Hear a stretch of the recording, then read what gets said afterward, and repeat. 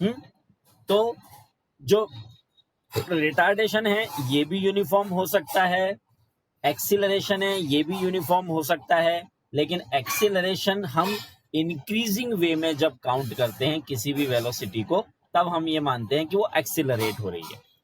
इसको डिफाइन लो करने सर, के कोई लिए लॉबी में वेट कर रहा है लगता है। है, मीटिंग लॉक हो गई है।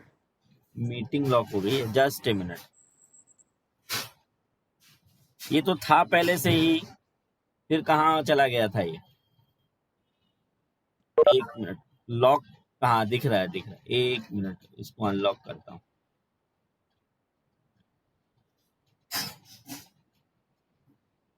अभी ठीक है? हाँ आ गया। सर अर्जुन, हाँ अर्जुन आ गया, राइट। तो uniform motion, uniform velocity and then uniform acceleration. ये एक्सीलरेशन भी यूनिफॉर्म हो सकता है। इसके बाद में हमने एक कंसेप्ट देखा था कि एक्सीलरेशन जो है उसको हम डिफाइन कैसे करेंगे। ये तो हमने जो स्ट्रेट मोशन है उसके कंसेप्ट्स को समझा कि अगर मान लीजिए equal distance equal period of time में अगर कवर किया जाता है तो इसका मतलब ये है कि उसकी स्पीड यूनिफॉर्म है। अगर उसमें हम डायरेक्शन को भी कंसीडर करें तो जो स्केलर क्वांटिटी थी पहले, स्पीड हम एक ओनली मैग्नीट्यूड ही उसमें कंसीडर करते हैं, तो मैग्नीट्यूड कंसीडर करने वाली जो क्वांटिटी होती है उसको हम बोलते हैं स्केलर क्वांटिटी। उसमें हमने जैसे ही डायरेक्शन ऐड किया तो वो अब हो गई वेक्टर क्वांटिटी। अब वेक्टर क्वांटिटी वेलोसिटी है, इसमें भी अगर वेलोसिटी का मीन्स जो स्पीड है विथ डायरेक्शन, वो अगर इक्वल टाइम में means equal period of time में, इक्वल पीरियड ऑफ टाइम में अगर ये इक्वल डिस्टेंस कवर करता है तो इसका मतलब ये है कि वेलोसिटी अब कैसी हो गई है? यूनिफॉर्म वेलोसिटी हो गई है। इस और ये यूनिफॉर्म वेलोसिटी अगर यूनिफॉर्मली इंक्रीज हो रही है, means equal period of time में इक्वली इंक्रीज हो रही है, तो वो यूनिफॉर्म एक्सीलरेशन हुआ। और अगर इक्वली डिक्रीज हो रही है तो वो यूनिफॉर्म रिटार्डेशन हुआ। इसमें हम क्या करते हैं, रिटार्डेशन को हम अलग से कभी भी मेजर नहीं करते हैं, उसकी जगह पे हम क्या करते हैं, इसमें एक्सीलरेशन में ही पॉजिटिव एंड नेगेटिव का जो साइन है उसको यूज करते हैं। पॉजिटिव साइन यूज कर रहे हैं, इसका मतलब ये है कि ये इंक्रीज हो रहा है उस डायरेक्शन में, और डिक्रीज हो रहा है तो हम इसमें माइनस यूज करते हैं। जबकि स्पीड कभी भी माइनस में नहीं हो सकती। कोई भी क्वांटिटी अगर स्केलर क्वांटिटी है तो स्केलर क्वांटिटी कभी भी माइनस में नहीं हो सकती। माइनस किलोग्राम, या फिर आपने माइनस सेंटीमीटर, या फिर माइनस किलोमीटर, या फिर माइनस वॉल्यूम, या फिर माइनस मास, किसी भी टाइप का मैग्नीट्यूड माइनस में हो नहीं सकता। सिर्फ हम माइनस और प्लस का जो साइन है उसको यूज करते हैं ओनली किसके लिए? डायरेक्शन के लिए, कि ये इंक्रीजिंग डायरेक्शन में जा रहा है या डिक्रीजिंग डायरेक्शन में जा रहा है। तो इंक्रीजिंग डायरेक्शन में जा रहा है तो हम उसके लिए पॉजिटिव साइन यूज करेंगे, और डिक्रीजिंग डायरेक्शन में जा रहा है तो हम उसमें नेगेटिव साइन यूज करेंगे। ओके, तो जब भी हम किसी भी टाइप के न्यूमेरिकल्स करेंगे या किसी भी टाइप की प्रॉब्लम सॉल्व करेंगे किसकी? फिजिकल क्वांटिटीज की, तो उन फिजिकल फिनोमेना के लिए हम प्लस और माइनस का sign only for direction use करेंगे, क्योंकि मैग्नीट्यूड कभी भी माइनस में हो नहीं सकता, हमेशा पॉजिटिव में ही होगा। आपने मैटर वाले लेसन में पढ़ा भी है कि कोई भी मैटर हो उसमें एक स्पेसिफिक वॉल्यूम और उसमें एक स्पेसिफिक मास जरूर होता है। तो मास एंड वॉल्यूम जो एक फिजिकल क्वांटिटीज हैं, उन फिजिकल क्वांटिटीज को हम माइनस में कभी नहीं ले सकते, वो हो ही नहीं सकता है। तो हम फिजिकल क्वांटिटीज हमेशा किस में लेते हैं? पॉजिटिव में लेते हैं। लेकिन जब उसको हम वेक्टर में कन्वर्ट कर लेते हैं, मीन्स उस मैग्नीट्यूड को स्केलर से वेक्टर में कन्वर्ट कर लेंगे, तब हम उसके डायरेक्शन के लिए only positive sign and negative sign use करेंगे। Okay, next one. मैंने आपको ये बताया था कि एक्सीलरेशन या वेलोसिटी टाइम दोनों का जो रिलेशनशिप है, वेलोसिटी एंड टाइम का ही रिलेशनशिप है ये एक्सीलरेशन। तो एक्सीलरेशन को हम डिफाइन करेंगे और उसके बाद में उसको फिर ग्राफ के ऊपर, ग्राफ पे उसका रिप्रेजेंटेशन करेंगे, है ना। तो अगर उसको ग्राफ पे रिप्रेजेंट करते हैं तो मैंने आपको 2-3 केसेस बताए थे इस मामले में। ये दोनों तीनों केसेस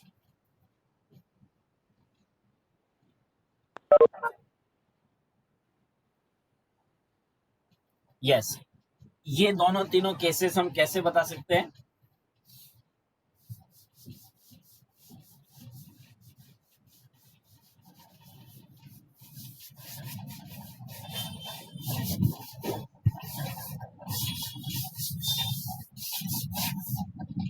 यस, एक्सीलरेशन अपने आप में relationship between velocity and time है।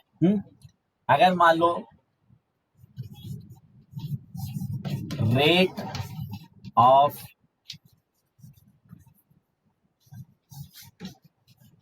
Change of velocity, rate of change of velocity अगर हम एक्सीलरेशन को मानते हैं, acceleration is equal to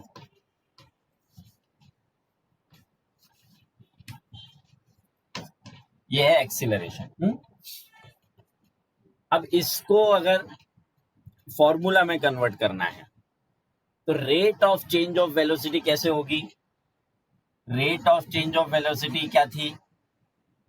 v minus you. अब रेट निकालना है तो रेट को हम किससे निकालेंगे? t से निकालेंगे। v minus you upon time. हाँ, v minus you upon time. v है हमारे पास फाइनल वेलोसिटी, u है हमारे पास में इनिशियल वेलोसिटी। इसको हम ऐसे भी ले सकते हैं v2 minus v1 divided by time, क्योंकि एक्सीलरेशन जो है वो इनिशियल वेलोसिटी से ही काउंट नहीं किया जाता, कंटिन्यूअस उसके बाद में हम हर स्टेज पे या एक इंटरवल ऑफ टाइम के बाद में उसकी रेट को हम निकालते जाएंगे, वो ही उसकी एक्सीलरेशन है।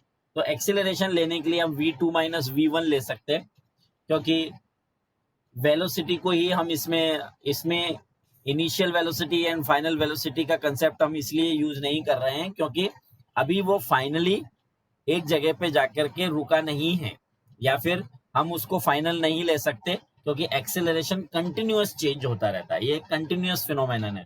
इसलिए हम इसको क्या लेते हैं? v2 minus v1 divided by t। अब ये जो v2 और v1 है इसमें ये वेलोसिटी है, ये भी वेलोसिटी है और ये टाइम है। तो हम क्या कर सकते हैं इसमें? v2 जो है उसको हम लेंगे displacement upon time minus displacement upon time, या फिर हम इसको s को जो है वो क्या ले सकते हैं? d ले सकते हैं,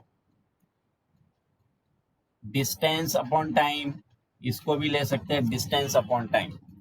अब एक कंसेप्ट मैंने आपको और बताया था कि जब भी हम किसी वेक्टर क्वांटिटी को डिनोट करते हैं या रिप्रेजेंट करते हैं तो उसके ऊपर एक एरो लगा देते हैं यहाँ पे।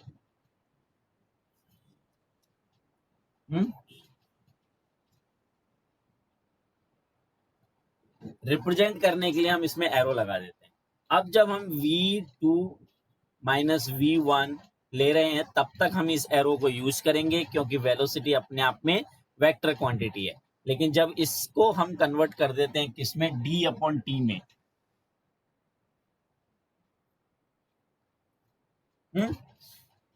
इसको जब हम d अपॉन टी में कन्वर्ट कर देते हैं तब यहाँ पे हम एरो का यूज नहीं करेंगे क्योंकि डिस्टेंस अपने आप में वेक्टर क्वांटिटी नहीं है।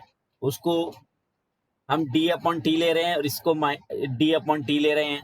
अब अगर मान लीजिए d की जगह पे हम डिस्प्लेसमेंट ले लेते हैं, डिस्टेंस को अगर हम डिस्प्लेसमेंट ले लेते हैं तो तब हम इसके ऊपर एरो यूज करेंगे। इसलिए एक्सीलरेशन जो है, एक्सीलरेशन भी अपने आप में एक वेक्टर क्वांटिटी है। तो हाँ, राइट, एक्सीलरेशन भी अपने आप में वेक्टर क्वांटिटी है। तो ये तो हुआ इसका d माइनस टी स्क्वायर, क्योंकि इसमें से वेलोसिटी जो है, वेलोसिटी में से वेलोसिटी माइनस करेंगे और इसमें से टी लेंगे तो ये टी भी इसमें नीचे आ जाएगा, तो v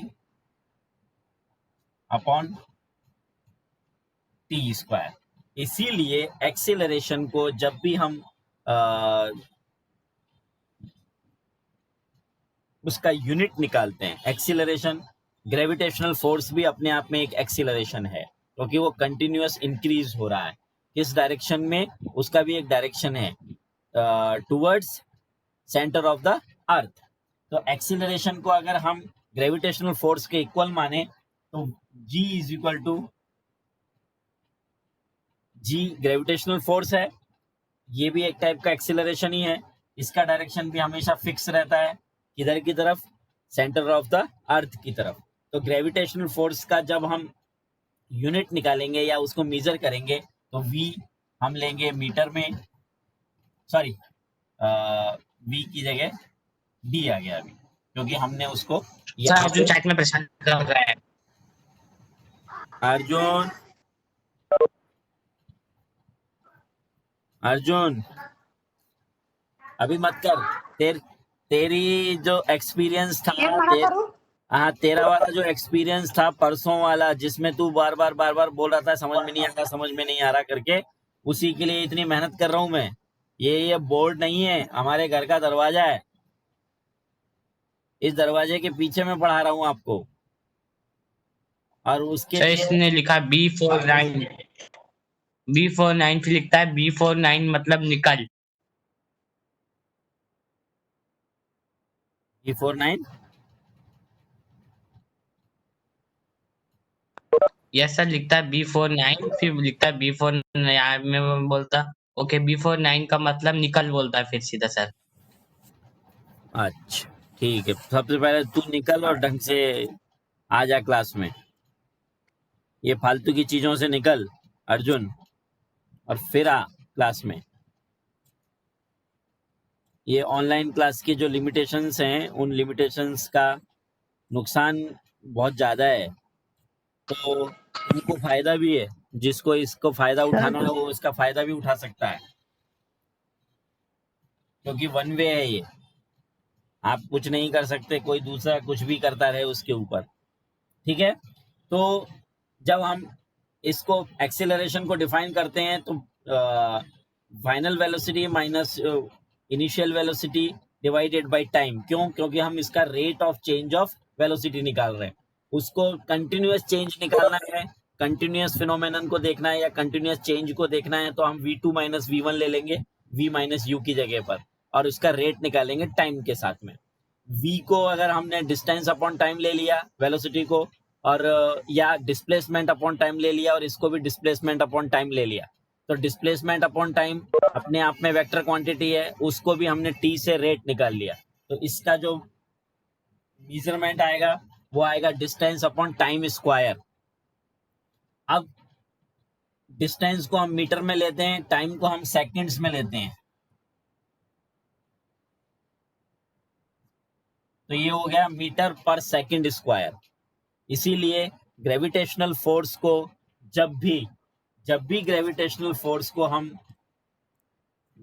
यूनिट बताते हैं उसकी, तो ग्रेविटेशनल फोर्स की यूनिट हमेशा हम बताते हैं मीटर पर सेकंड स्क्वायर। -2 ले लेते हैं, आपने मैथ्स में पढ़ा होगा कि जो डिनोमिनेटर में अगर कोई पावर आती है, इसकी जो स्क्वायर जो है वो डिनोमिनेटर का है, यहाँ पे डिनोमिनेटर है ना, ये न्यूमरेटर में मीटर है और डिनोमिनेटर में सेकंड्स हैं, तो सेकंड का स्क्वायर है, तो हम क्या करेंगे, जब इसको ऊपर लेके आएंगे इसके साथ में न्यूमरेटर के साथ लेके आएंगे, तो मीटर पर सेकंड स्क्वायर के लिए -2 लगा देंगे, है, इसका साइन चेंज हो जाएगा बस, है, ये मैथमेटिकल रिप्रेजेंटेशन है। अब इसी चीज को अगर हमको ग्राफिकल रिप्रेजेंटेशन करना है तो कैसे करेंगे, एक्स एंड वाई एक्सिस पे ड्रॉ करके। क्या कह रहे हो? एक्स और वाई एक्सिस पे ड्रॉ कर सकते हैं। हाँ, एक्स और वाई एक्सिस पे ड्रॉ कर सकते हैं। एक्सीलरेशन अपने आप में रिलेशनशिप है वेलोसिटी एंड टाइम का, तो वेलोसिटी टाइम ग्राफ ही हम इसमें यूज करेंगे।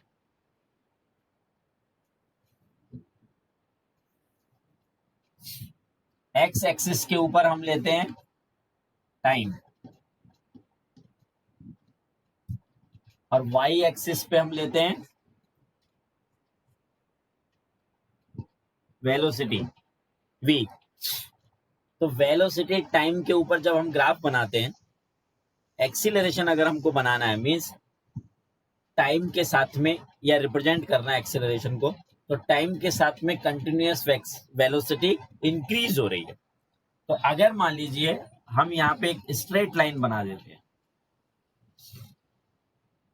ये स्ट्रेट लाइन हमको ये बताती है कि यूनिफॉर्म मोशन। हाँ, यूनिफॉर्म एक्सीलरेशन, यूनिफॉर्म एक्सीलरेशन।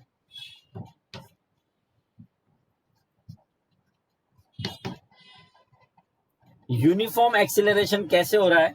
जैसे जैसे टाइम इंक्रीज होता जा रहा है वैसे वैसे वेलोसिटी भी इंक्रीज होती जा रही है। और स्पेसिफिक टाइम पीरियड पे उसकी वेलोसिटी स्पेसिफिक इंक्रीज होती जा रही है। इसका मतलब ये है जो इक्वल पीरियड ऑफ टाइम है इन दोनों के बीच में, ये इक्वल पीरियड ऑफ टाइम में इक्वली वेलोसिटी इंक्रीज हो रही है, इसलिए हम इसको बोल रहे हैं यूनिफॉर्म एक्सीलरेशन। ओके, कल मैंने आपको बताया भी था कि अगर मान लीजिए टाइम वेलोसिटी ग्राफ पे या वेलोसिटी टाइम ग्राफ पे अगर हम एक स्ट्रेट लाइन बना दें ऑन 45 डिग्री एंगल, ये 45 डिग्री एंगल है, ये भी 45 डिग्री एंगल है,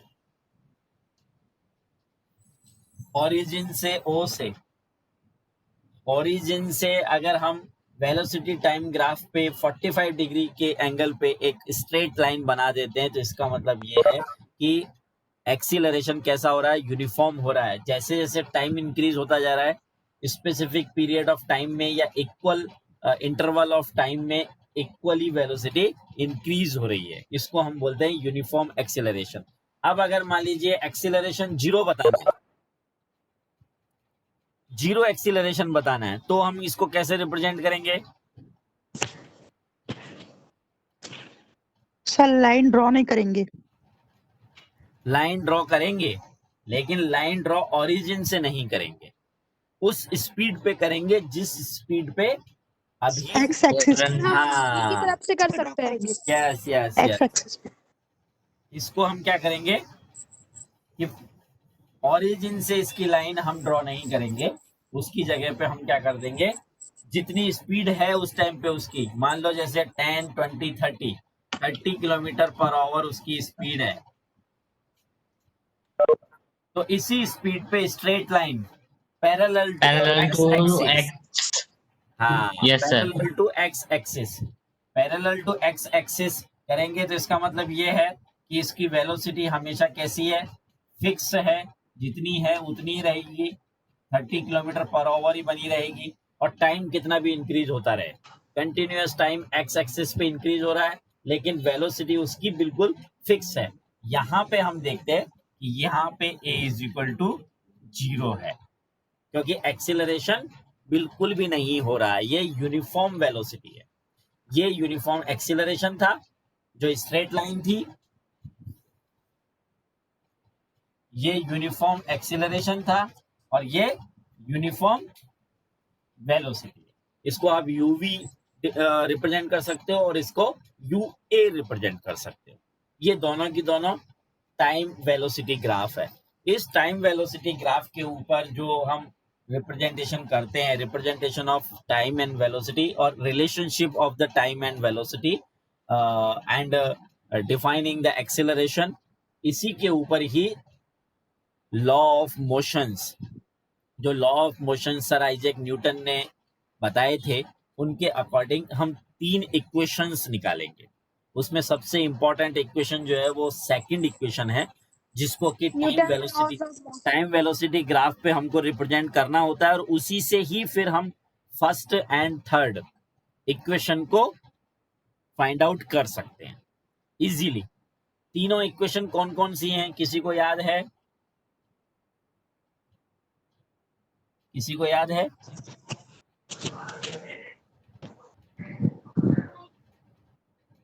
सर जब तक कोई डिस्टर्ब नहीं होगा, जैसे कि एक्सेलरेशन या डिसेलरेशन, तब तक वो कांस्टेंट स्पीड एक ही फिक्स स्पीड में ही जाएगा। हाँ, राइट। तो तीनों जो इक्वेशंस हैं वो तीनों इक्वेशंस लॉ ऑफ मोशन पे ही बनाई गई थी। क्या थी? सर कोई भी ऑब्जेक्ट अनबैलेंस्ड फोर्स में क्या अटक रही थी? अनबैलेंस्ड फोर्स से जब तक डिस्टर्ब नहीं होता है, तब इम्बैलेंस्ड तक रुक नहीं फोर्स, पाएगा हाँ, वो। इम्बैलेंस्ड फोर्स उसके ऊपर अप्लाई नहीं होती है, तब तक कोई भी चीज अपनी पोजीशन को बनाए रखने के लिए या अपने मोशन को बनाए रखने के लिए ही उसमें नेचर रहता है सर उसका। जैसे कि सर बड़ा सा स्टोन पड़ा रहेगा तो उसे हटाते रहो, तो हम लोग अनबैलेंस्ड फोर्स यूज कर रहे हैं तभी वो हट रहे हैं, तो वो अपने रेस्ट पर ही है। हाँ, राइट। या फिर कोई भी चीज अगर मान लो यूनिफॉर्म मोशन पे है, कंटिन्यूअस मूव कर रही है, उसके ऊपर जब तक आप फ्रिक्शन अप्लाई ना करो या फिर उसमें अपोजिट डायरेक्शन में फोर्स अप्लाई नहीं करो, या फिर जिसको हम इम्बैलेंस्ड फोर्स बोलते हैं, एक्सटर्नल फोर्स उसके ऊपर जब तक अप्लाई नहीं होगा वो चीज रुकेगी नहीं, उसको बोलते हैं momentum, continuous sir football momentum में में रहेगी। ऐसा होता है। हाँ, ऐसा आपने कई बार उसमें देखा होगा, ये जो अपना की चेन रहता है, की चेन को कभी लॉक में लगा करके और थोड़ा सा हिला देना, मीन्स उसमें थोड़ी सी एक्सटर्नल फोर्स अप्लाई कर देना। तो जैसे ही हम थोड़ी सी अप्लाई करते हैं उसमें, तो वो पेंडुलम की तरह कंटिन्यूअस चलता रहता है, बहुत देर तक चलता रहता है, तब तक कि उसके ऊपर कोई external force, other external force उसके ऊपर अप्लाई ना हो, जो कि उसके अपोजिट डायरेक्शन में हो, है ना। तो तब तक वो चलता रहेगा, उसको हम बोलते हैं law of conservation of momentum. वो भी हम आगे पढ़ेंगे, law of conservation of momentum, वो भी इसी के ऊपर ही, एक्सटर्नल फोर्स के ऊपर ही डिपेंड करता है, बेस्ड है। लेकिन जो तीन इक्वेशंस हैं, वो तीनों इक्वेशंस आप एक बार अपनी टेक्स्ट बुक में देखना, और उनको फिर उन तीनों इक्वेशंस को हम प्रूव करेंगे, या फिर उसको प्रूव नहीं है वो तो, लेकिन हम उनको फाइंड आउट करेंगे किससे? टाइम वेलोसिटी ग्राफ से। इस ग्राफ के ऊपर जब हम second equation s is equal to u t plus half a t square, ये तो आपने सुनी होगी, s is equal to u t plus half a t square, ये जो सेकंड इक्वेशन ऑफ मोशन है, इसको हमको इसके ऊपर फाइंड आउट करना है, ग्राफ के ऊपर रिप्रेजेंट करना है। अगर हम इसको रिप्रेजेंट कर लेते हैं आराम से, किससे? एरिया निकाल करके, हम एरिया निकालेंगे इसका। एरिया से ही पता चलेगा, जैसे जो एस है, एस मीन्स डिस्प्लेसमेंट, यूनिफॉर्मली अगर एक्सिलरेट हो रही है कोई चीज, यूनिफॉर्म एक्सिलरेशन में अगर हमको डिस्प्लेसमेंट निकालना है, तो हम क्या करेंगे? उसका एरिया निकालेंगे। जैसे मान लो ये वाला एरिया जो है, ये एरिया, या फिर ये वाला एरिया, यस, ये जो डार्क कलर्ड एरिया है, यही इसका डिस्प्लेसमेंट आएगा, यही है यहाँ पे UT plus half a t square. आपने जो अपना मैथमेटिकल रिप्रेजेंटेशन में आपने किसी भी ट्रायंगल का एरिया निकालने के लिए आपने जो फॉर्मूला यूज किया है, ट्रायंगल का एरिया निकालने का जो फॉर्मूला यूज किया है, वो की वही फॉर्मूला यहाँ पे यूज करना है और आपको डिस्प्लेसमेंट निकालना है। ओके, ये हम इस ग्राफ की हेल्प से कर सकते हैं। तो ये मैं आपको अब कल बताता हूँ। यहाँ तक आपको क्लियर समझ में आया अच्छे से? हाँ, तो इसका मतलब ये है कि हमारा जो बोर्ड वाला एक्सपेरिमेंट है, ये वर्क कर रहा है ना। बोर्ड वाला एक्सपेरिमेंट हमारा वर्क कर रहा है, आपको ये चीज समझ में आती है, क्योंकि प्रॉब्लम ये है कि बायो और केमिस्ट्री, ये दोनों चीजें जो हैं वो एक ओरल इंटरेक्शन से समझ में आ जाती हैं, लेकिन फिजिक्स वाले जो कंसेप्ट्स हैं वो थोड़ा ग्राफ के भी रिप्रेजेंटेशन रहते हैं, फॉर्मूला रिप्रेजेंटेशन रहते हैं, डेफिनेशंस रहती हैं, स्केलर है तो उसका यूनिट क्या है, और यूनिट को फाइंड आउट करने के लिए हम किस फार्मूला को यूज करेंगे, ये सब चीजें जो है वो थोड़ा बोर्ड पे समझे। जैसे परसों के दिन अर्जुन जो है वो बहुत हल्का सा कंसेप्ट भी नहीं समझ पा रहा था, इसलिए नहीं समझ पा रहा था क्योंकि उसको सामने उसका सॉल्यूशन दिखाई नहीं दे रहा था। है शुभम ने बहुत कोशिश किया उसको समझाने का कि इसको कैसे फाइंड आउट करना है। तो न्यूमेरिकल्स जो हैं वो तो आपको बोर्ड पे करने ही पड़ेंगे, जैसे मैथ्स जब आप पढ़ते हो तो बोर्ड की हेल्प तो लेते ही हो। तो ये वाला जो एक्सपेरिमेंट है हमारा थोड़ा सक्सेसफुल है, तो इसी बोर्ड के ऊपर ही हम पढ़ सकते हैं। इसको अगर मैं थोड़ा दूर कर दूं तो एक बार आप देख के बताना कि आपको पढ़ने में आता है क्या। सर क्लियर है सर, दिख रहा तब भी। अभी दिख रहा है ना? दिख रहा है। Yes sir.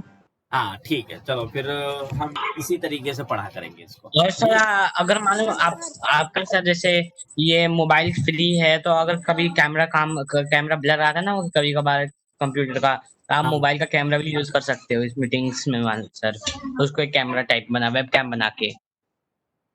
अच्छा अच्छा अच्छा अच्छा, मतलब मोबाइल के कैमरा को आप इस पे यूज कर सकते हैं। लैपटॉप पे कनेक्ट कर सकते हैं। Yes yes sir. Sir. Sir हाँ, इससे तो अच्छा मोबाइल से कर सकते हैं ना, इससे अच्छा मोबाइल से भी कर सकते हैं। नहीं नहीं, मोबाइल से इससे क्या है, लैपटॉप से मानो विनीत की मानो ज्यादा मानो बच्चों की पार्टिसिपेंट लिस्ट और मोबाइल को मानो इधर उधर, लैपटॉप एक जगह में स्थिर रहता है और मोबाइल